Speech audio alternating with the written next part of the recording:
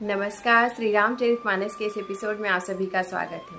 श्री रामचरितमानस की दिव्य चरिता जहाँ संत, समाज, श्रद्धा और राम भक्ति जीवन का वास्तविक तीर्थ बन जाते हैं। गोस्वामी तुलसीदास जी जब श्री रामचरितमानस रूपी सरिता का वर्णन करते हैं तब वे केवल एक पवित्र ग्रंथ की महिमा नहीं गाते, बल्कि उस आध्यात्मिक संसार का चित्र खींचते हैं जहाँ संत, समाज, श्रद्धा, राम नाम और सत्संग मिलकर मनुष्य के जीवन को निर्मल बना देते हैं। इस दिव्य चरिता में स्नान करने का अर्थ केवल कथा सुन लेना नहीं, बल्कि अपने विचारों, व्यवहार और दृष्टि को पवित्र कर लेना है। यही कारण है कि तुलसीदास जी बार बार यह संकेत देते हैं कि मानस का वास्तविक प्रवेश द्वार श्रद्धा है और उसका अंतिम फल आत्मशुद्धि है। गुहा गूढ़ रहस्य पुराण बखाना, धर्म अर्थ काम मोक्ष निदाना, कही हरि कथा समुझाई समाजा, गाये ही परम पवित्र सुर राजा।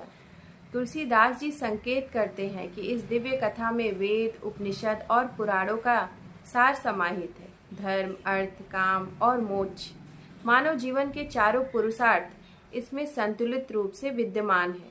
श्री राम की कथा केवल एक ऐतिहासिक आख्यान नहीं, बल्कि जीवन को संतुलित ढंग से जीने की कला है, जिसमें कर्तव्य भी है, प्रेम भी है, त्याग भी है और अंततः आत्म मुक्ति का मार्ग भी है। जब मनुष्य जीवन के किसी एक पक्ष को पकड़कर चलता है तब असंतुलन उत्पन्न होता है, किंतु जो धर्म को आधार बनाकर अर्थ अर्जित करता है, मर्यादा में रहकर इच्छाओं का पालन करता है और अंततः वैराग्य की ओर अग्रसर होता है, वही पूर्ण जीवन का अनुभव करता है। मानस इसी संतुलन का अनुपम ग्रंथ है। सरजू नाम सुमंगल मूला, लोक वेद मत मंजुल कोला। इस सरिता का नाम सरयू है जो मंगल का मूल है। इसके दोनों तट लोकमत और वेद मत है। एक और व्यवहारिक जीवन की सरलता है, दूसरी ओर शास्त्रों की गंभीरता। दोनों मिलकर इस पवित्र धारा को संतुलित बनाए रखते हैं। यह संकेत अत्यंत गहरा है। केवल शास्त्र का ज्ञान पर्याप्त नहीं और केवल व्यवहार भी पर्याप्त नहीं। जब आचरण में शास्त्र की मर्यादा और शास्त्र में लोक कल्याण की भावना जुड़ जाती है, तभी समाज स्वस्थ बनता है। ज्ञान और व्यवहार का यह संतुलन ही सभ्यता की वास्तविक पहचान है। संत सभा अनुपम प्रयागा, मिलहि भगति गंग जमुन विरागा। तुलसीदास जी संतों की सभा को प्रयागराज बताते हैं, जहाँ गंगा के समान भक्ति, यमुना के समान प्रेम और अदृश्य सरस्वती के समान वैराग्य का संगम होता है। संतों का सानिध्य केवल उपदेश सुनने का अवसर नहीं, बल्कि आत्मा को नया जन्म देने वाला अनुभव है।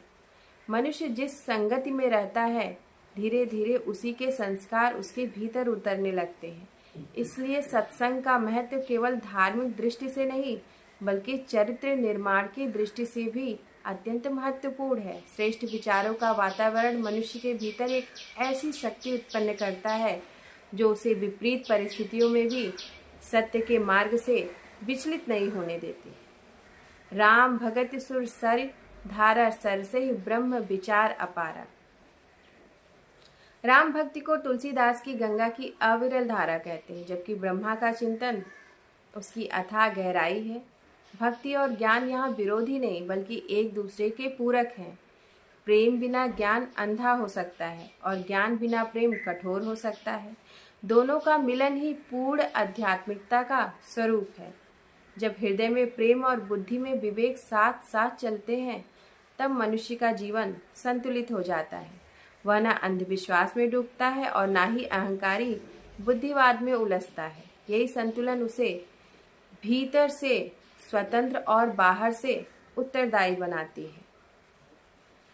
अति कठिन गिरि अगम अपारा, मोह मद मान अहंकारा। इस आध्यात्मिक यात्रा में सबसे बड़ी बाधा बाहरी नहीं, बल्कि भीतर की है। मोह मद मान और अहंकार ऐसे दुर्गम पर्वत है जिन्हें पार किए बिना कोई भी व्यक्ति इस सरिता के वास्तविक आनंद तक नहीं पहुंच सकता। ये पर्वत मनुष्य को स्वयं ही चारों ओर बांध देते हैं और उसे सत्य का दर्शन नहीं होने देते। जय श्री राम।